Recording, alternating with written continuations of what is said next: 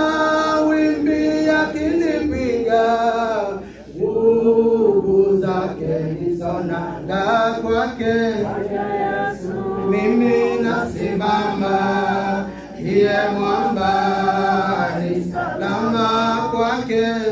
Yesu nasimama, ndiye mwamba, ni salama. Nikiitwa hukumuni, rohoni nina amani.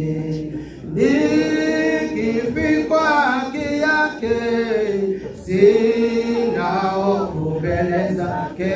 Kwake mimi ndiye mwamba, ni salama kwake. Mimi nasimama, ndiye mwamba, ni salama. Niene kwenda ngayumenyage, nigenaga muno niwe. Tondu ni uti kagawega, na ukanyenda hingo ciothe iria ciakwa. Maĩ marĩa nyuaga, ona nguo cia kwĩhumba, ciothe nowe ũheaga na muoyo naguo.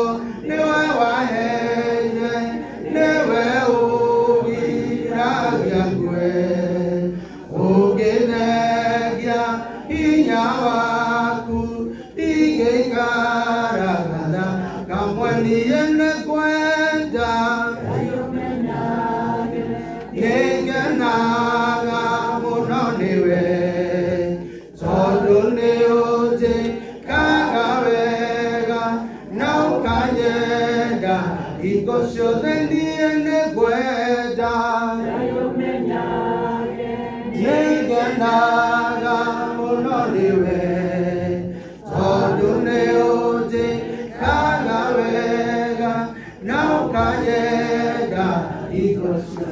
Wale mwena wakĩnjũĩrĩra, thũ cia ngoro yakwa nĩcingĩahotire, tiga wanjaragĩrio anjĩraga atĩrĩ, mothe mekĩkaga gĩmonore igũrũ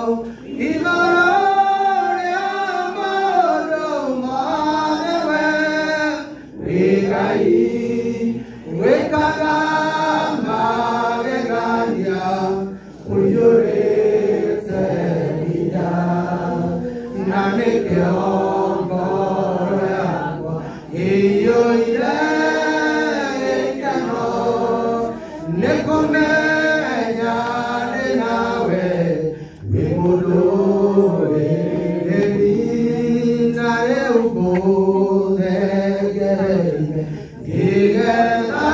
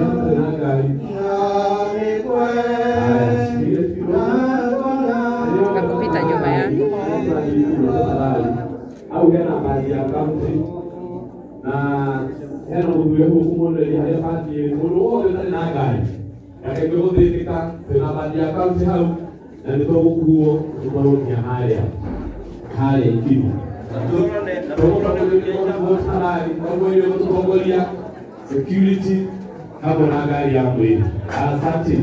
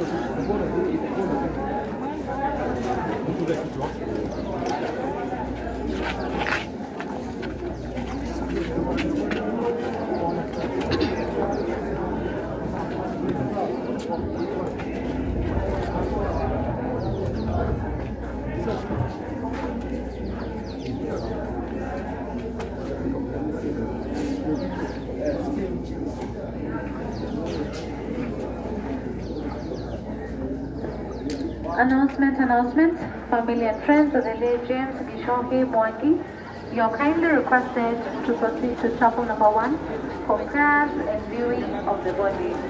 Family and friends of the late James Gishohe Mwangi, you are kindly requested to proceed to chapel number 1 for prayers and viewing of the body. Tangazo, ndugu jamaa na marafiki wa mwenda zake James Gishohe Mwangi, naomba mkusanyike kanisa nambari 1 kwa maombi na kutazama mwili. Kindly let's have this one at 15 minutes to create the chapel. Thank you.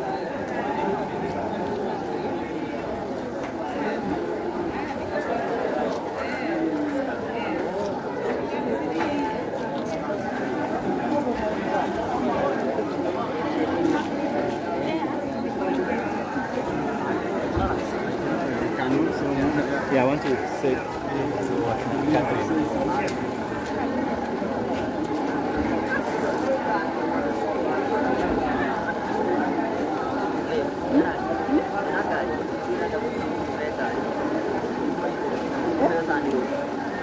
Hivi kufira kwa ni soni. Si tunabeba na soni. Ndio ndio wako isa ya kwa na soni.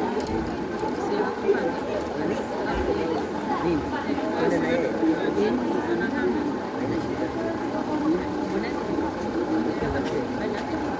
Yes, ndio itakuwa kesho. Kupona house.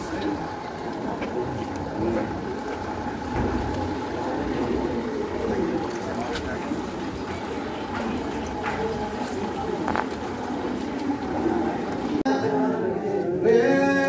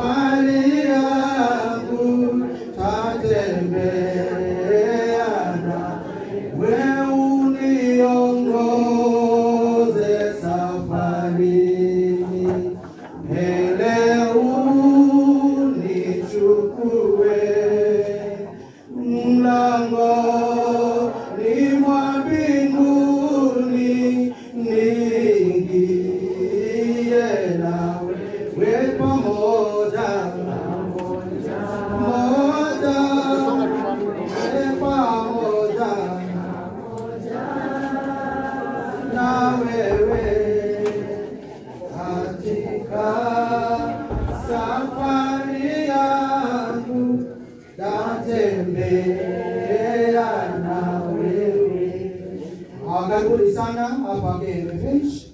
Tunawashukuru sana kwa sababu ya kututia moyo tunapoenda kushirikisha baba yetu, babu yetu, mpendwa wetu, au brother na husband to our mom.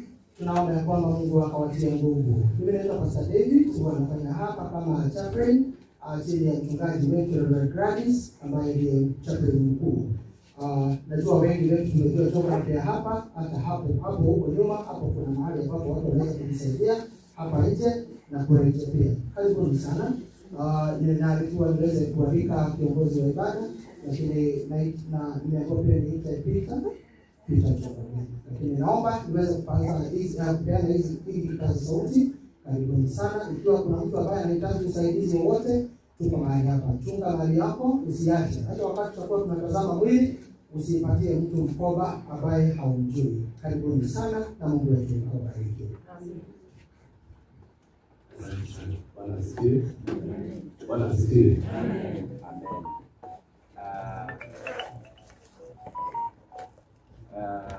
Tukora nikitari muno kwa tunegere mutungateri abia twaririe tukiaja gekemwe atuhe mahoya then after how nigetha tumenya kuona mwiri nigetha tugi ndana yutuka yana kanyi no cia kuhoya nigetha maundu mothe magire na ndeto nigetha. Asante sana mchungaji. Karibu sana.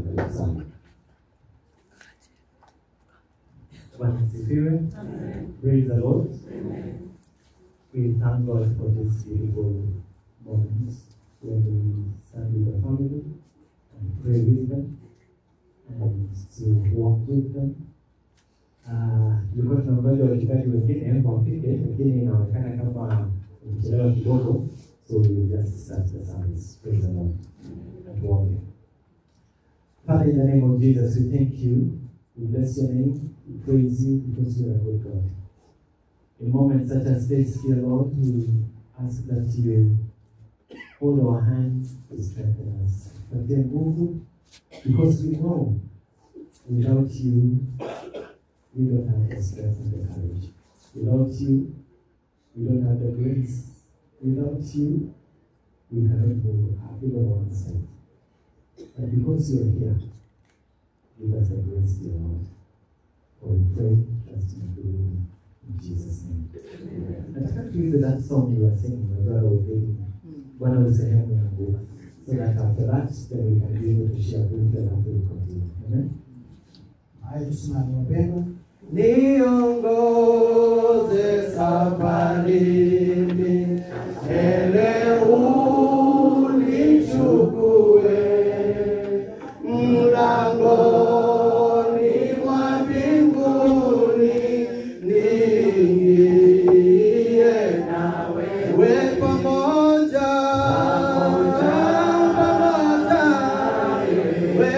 pamoja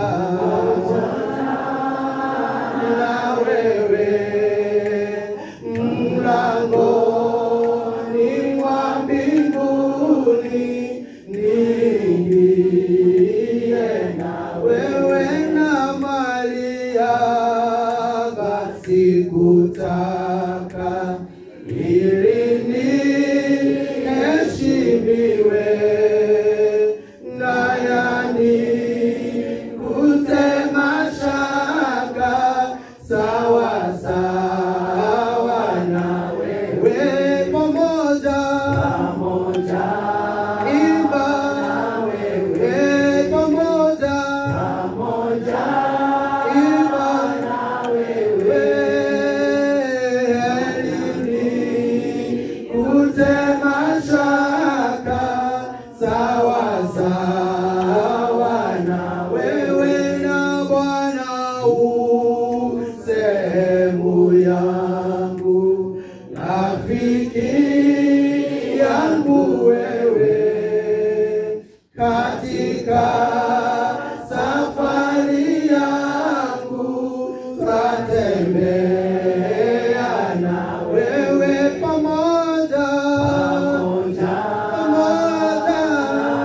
wewe pamoja na wewe katika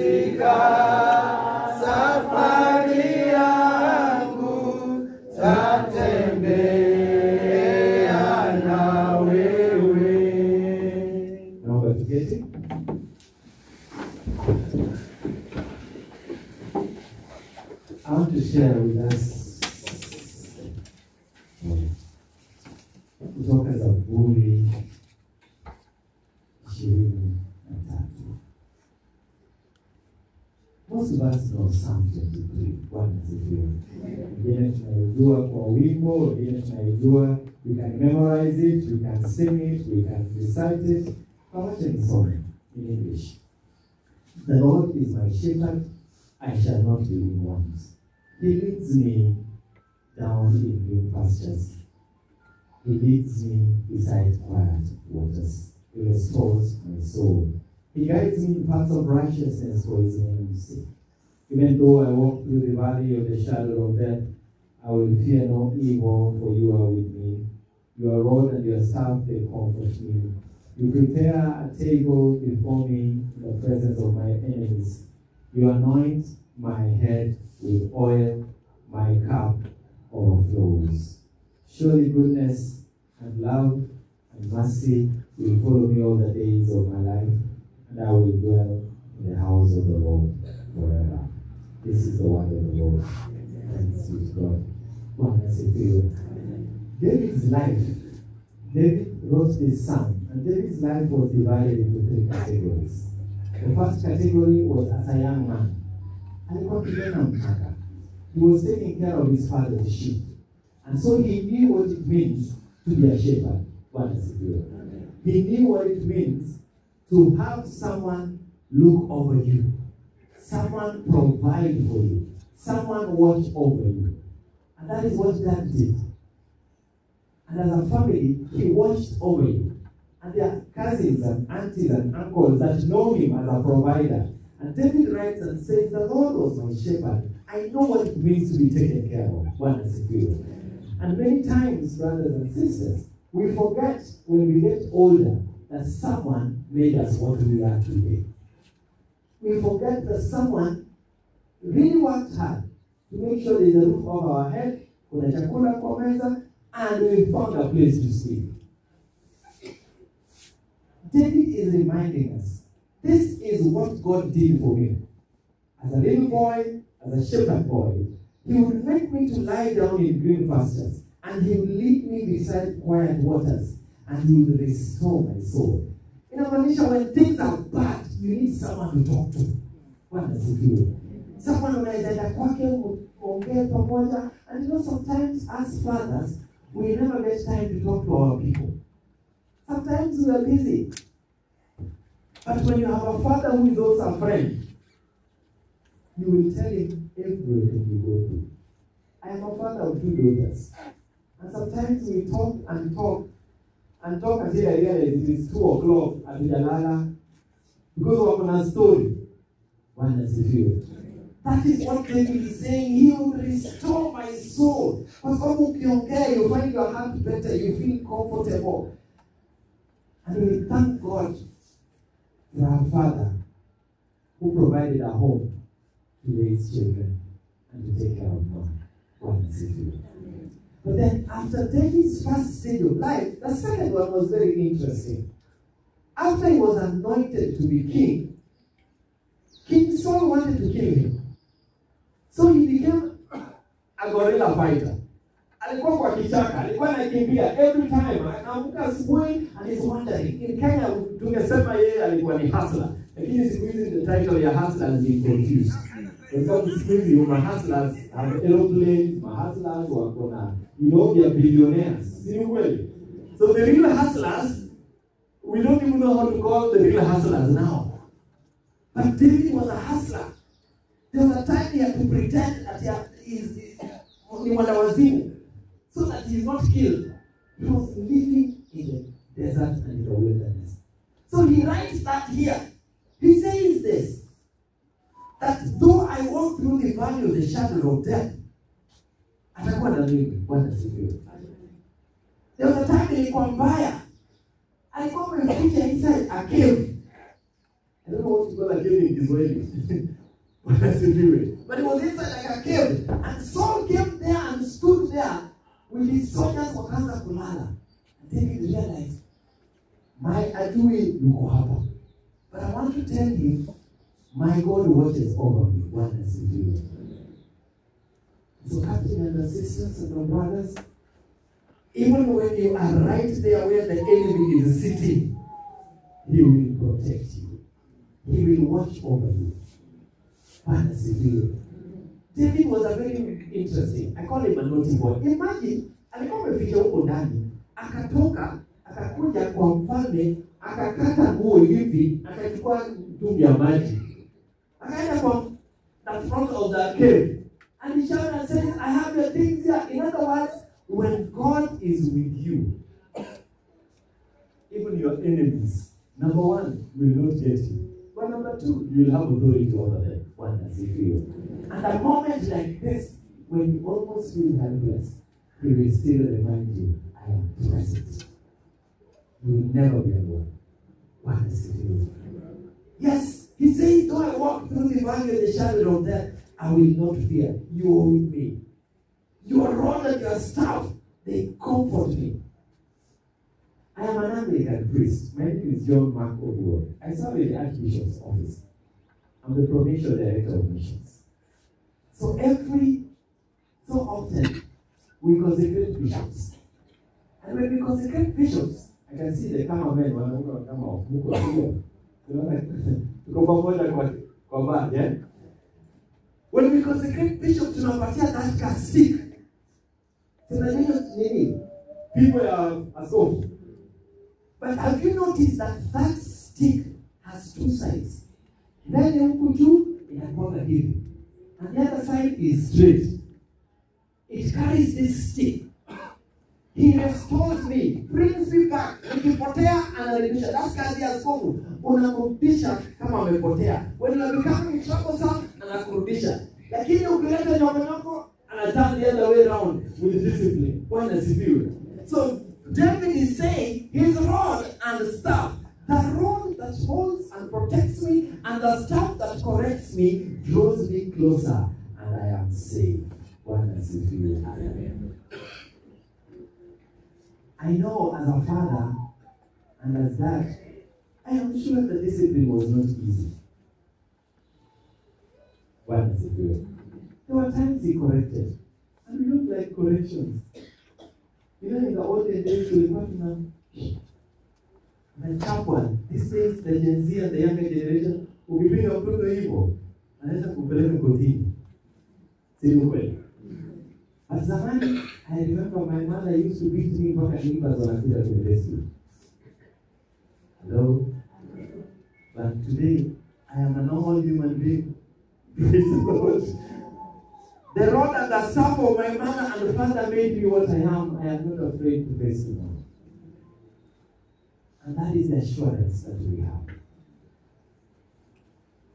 His presence in the home may be missing, but the memory of the place He's brought you will stay with you all the days of your life. What does He do?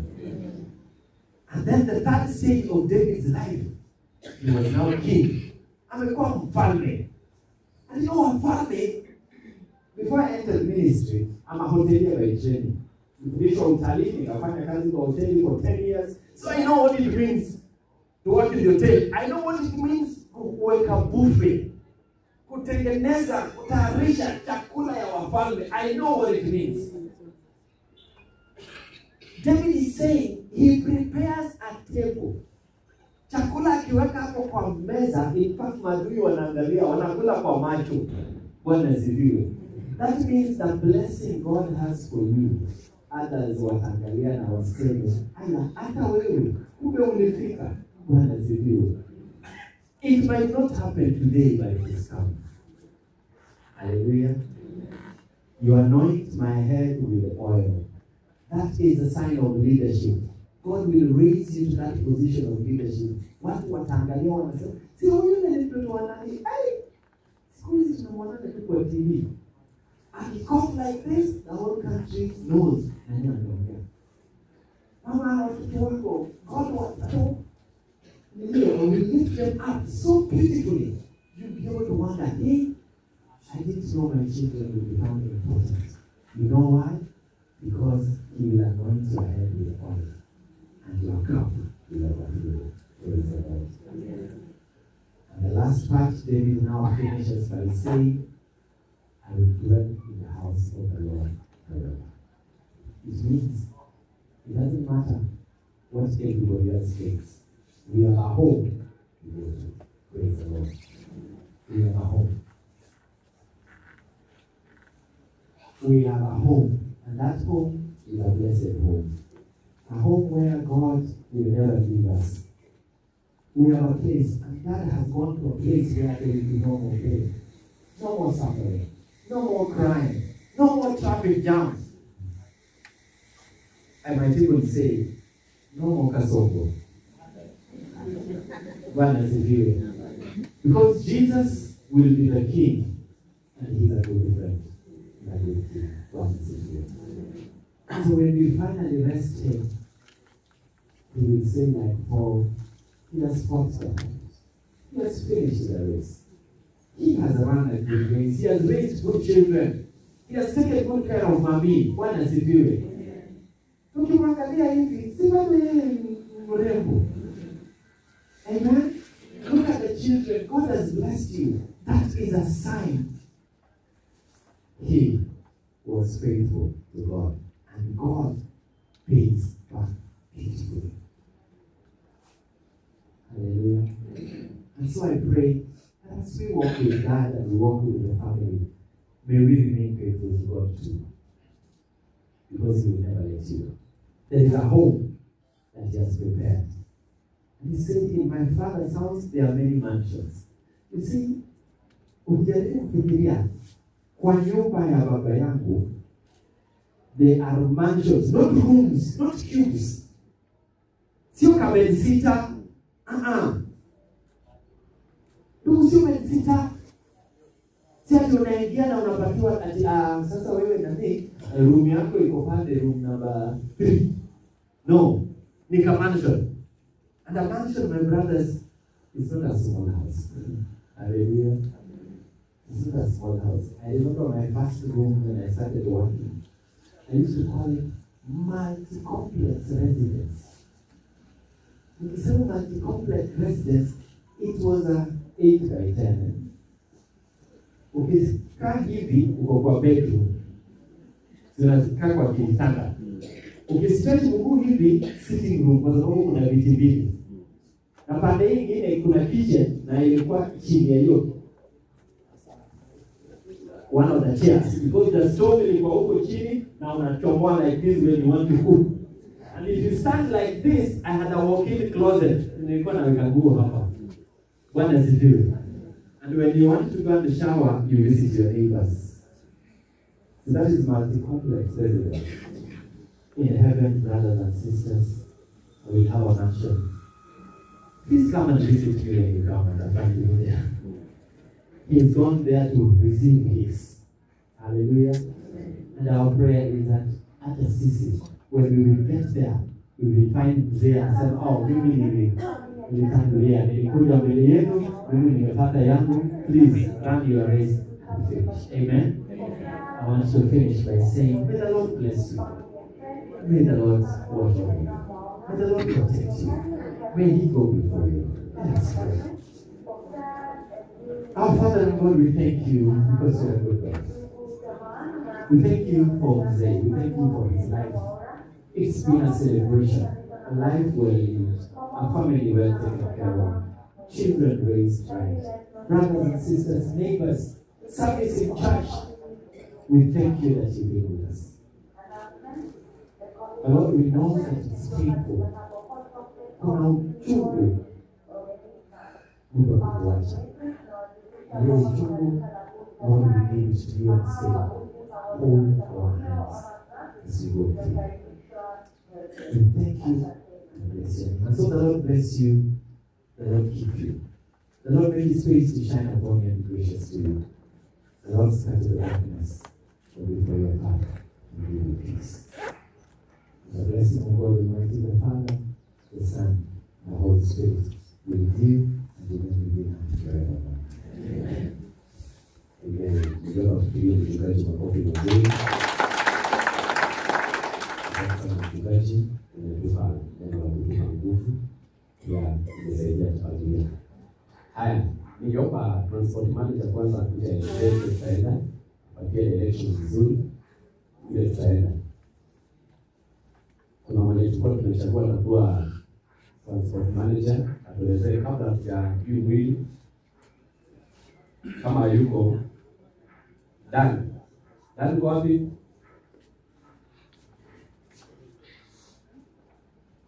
Karibu sana my brother. Tutupe la election kisha ndio tujue venye tutaendelea. Kaige bwana? Kaide shule. Ndio amadao ya magiana. Kwa haha Togolio ni escotiero la fugari ya mwili. Tugere ya loyo, tugere ya maiteni. Tulie leo ya hali ya kiriti. Kwa kia kiriti, itan ugera na maudilo, tulie ya lafai. Ya lafai ukira hali ya kalori. Yutano ya kinganga. Kwa kia hali ya kinganga, ilo wikuru kala ikino. Ndio wa madhori ya mahiana nishia tarehe tumaha moja kwa moja ina kiwanja ya primary hiyo akayamona ile ndio ndangwandu kubakule kauli aina tano angamukia. Thank you. Memori kile kile kile kwa kila mtu mmoja hapa huo ile hapo kama mtoko kwa mahali ndio nilikuwa naomba baba yangu